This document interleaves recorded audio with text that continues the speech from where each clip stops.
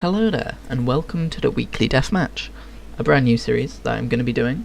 I'm going to be trying to do one at least every weekend, so that could either be on a Saturday or a Sunday. I was originally going to try and do this one on a Saturday, and I don't know if it's currently Saturday while you're listening to this, or while you're watching this, but I don't think it will be, because I need to get some sleep. If it is uploaded on Saturday, then I made poor life decisions, because I've got work in the morning. Hello, and welcome to another episode of A Weekly Deathmatch. This episode is special, because it marks a whole year of weekly episodes of The Weekly Deathmatch, and that is what my initial goal was when I set out to do this originally. Not going to stop anytime soon. Just going to throw that out there. Hello, and welcome to episode 104 of the Weekly Deathmatch. You know what that means. It has been 2 years of weekly updates. I have been doing this thing for 2 years, and I couldn't be happier. Also, I had to kill that guy to get on there, so don't worry about that. Hello, everyone, and welcome to the 3-year anniversary of the Weekly Waypoint. Surely the most impactful thing I have done in my life over the course of 3 years. What's that? Oh, my degree. I forgot I had that. Okay, the second most impactful and important thing I've... actually, probably not. It's just something I like doing. Hello and welcome to another episode of A Weekly Waypoint, where I am celebrating 4 years of talking to myself. 4 days from now, but that doesn't fit into a Weekly Waypoint, so I'm doing it now. Hello and welcome to the 5-year anniversary of the Weekly Waypoint. Today's video marks half a decade of me making these videos without a break. Even when my PC died, I put that Yoshi in front of the camera and I had him tell you what was going on, and I called it a Weekly Waypoint, so it counts, damn it. I'm trying not to be too over the top about this, because at the end of the day, it's a thing that I've done on my own Todd, but I'm pretty damn proud of it. You know, I'm pretty pleased with myself for doing this. I just don't want to be like, hey, look, it's a huge celebration, when everyone's like, okay, yeah, cool, we get it. Plus, I've already kind of talked in the previous videos, which you saw the intros of in the previous anniversaries. I've kind of talked to death about why I do this, like, you know, like it's a thing of me trying to prove to myself that I can do a weekly series and do edited content every week, and I think I've pretty much proven that to myself by now. And it's a fun way of adapting my attention span, because it can be a different game every week. I mean, if you want an example of my bad attention span, last week I said that this was going to be Overwatch, because the first ever episode of A Weekly Waypoint was in Overwatch, but I thought about it some, and I thought, you know what, I think I'd rather have something that kind of it accentuates, that's the wrong word, something which kind of embodies like more of a median of what the Weekly Waypoint has been like, and I decided to go with Halo Anniversary Edition, Halo 2 Anniversary Edition. No, I didn't specifically choose that. What am I trying to say? The Master Chief Collection, that's the words I'm looking for. Decided to record in that because it's been a while, but also like Halo is pretty much a staple of this series at this point. And what I love about this Weekly Waypoint series is Halo as a franchise is a series I've always really wanted to be able to play.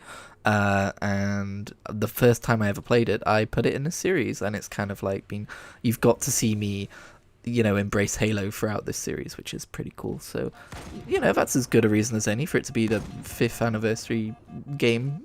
But also, I just wanted to play Halo.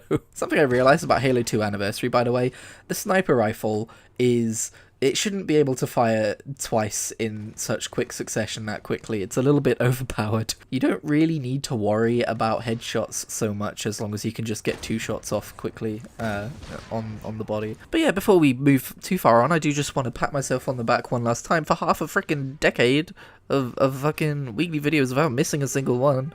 I think I said at one point, I'm gonna permit myself... Oh my god, who is beeping outside? I'm trying to record an anniversary episode of A Weekly Waypoint. I think I said at one point that I was gonna say, hey, I don't have to do consecutive weeks anymore. I'm gonna allow myself to take some weeks off, and I didn't, because I, after 5 years, still enjoy making this series too much.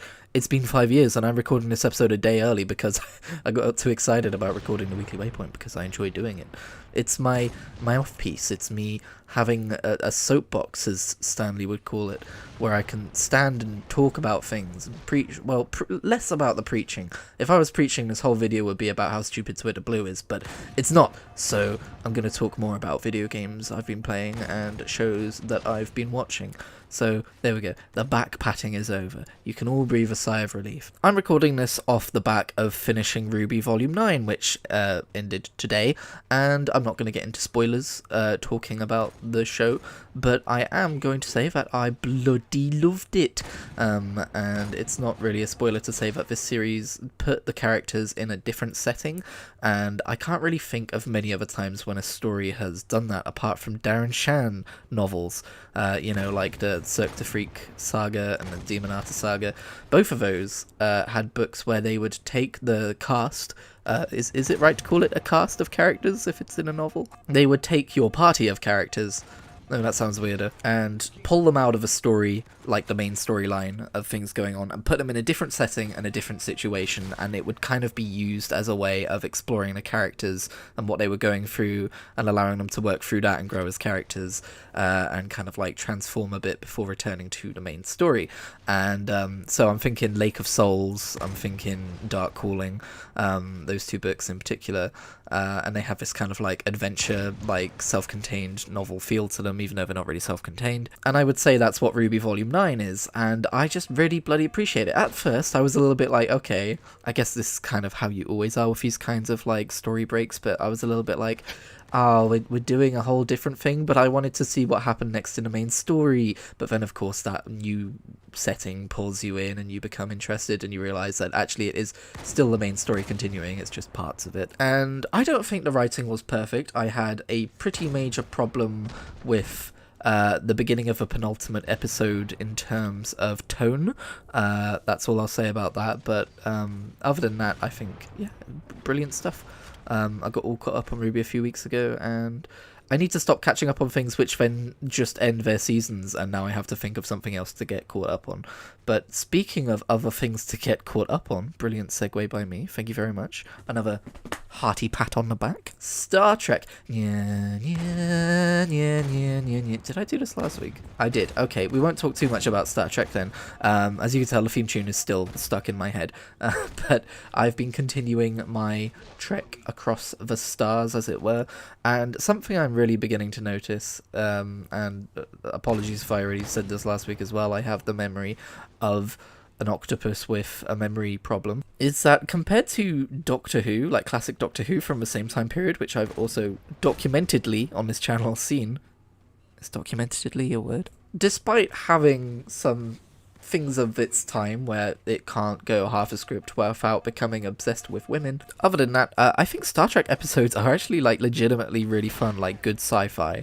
Like it's good to watch them in the modern day. They haven't lost a lot to time, apart from of course those old sensibilities. Like obviously, I just watched an episode where, William Shatner's wrestling with a guy in a lizard outfit, which is very clearly not a real lizard person, but it's endearing.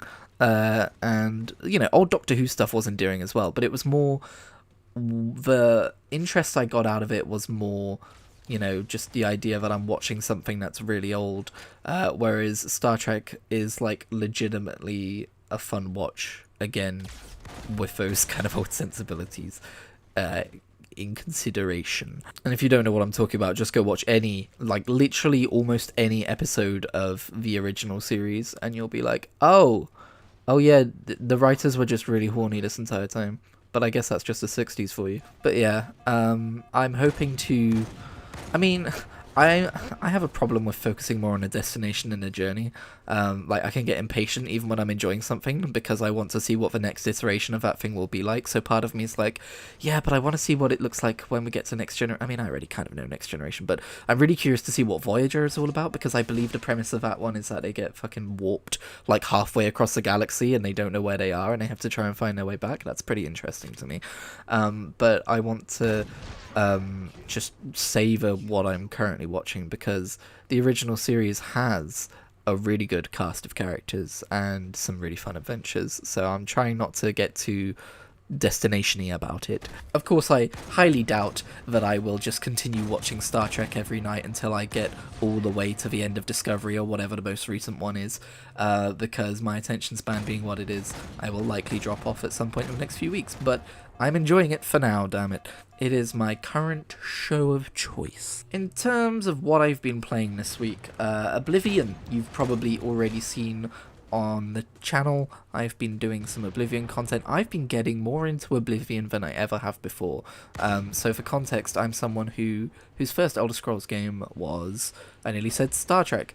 Star Trek is not an Elder Scrolls game. Skyrim, and I've played Skyrim to death. I 100%ed the Steam achievements to give you some idea of how much I've played Skyrim, because that is a fairly sizable achievement to do. Oblivion on the achievement list seems easier, because it's literally just do all these different, guild quest lines, and the main quest line, and one of the DLC quest lines.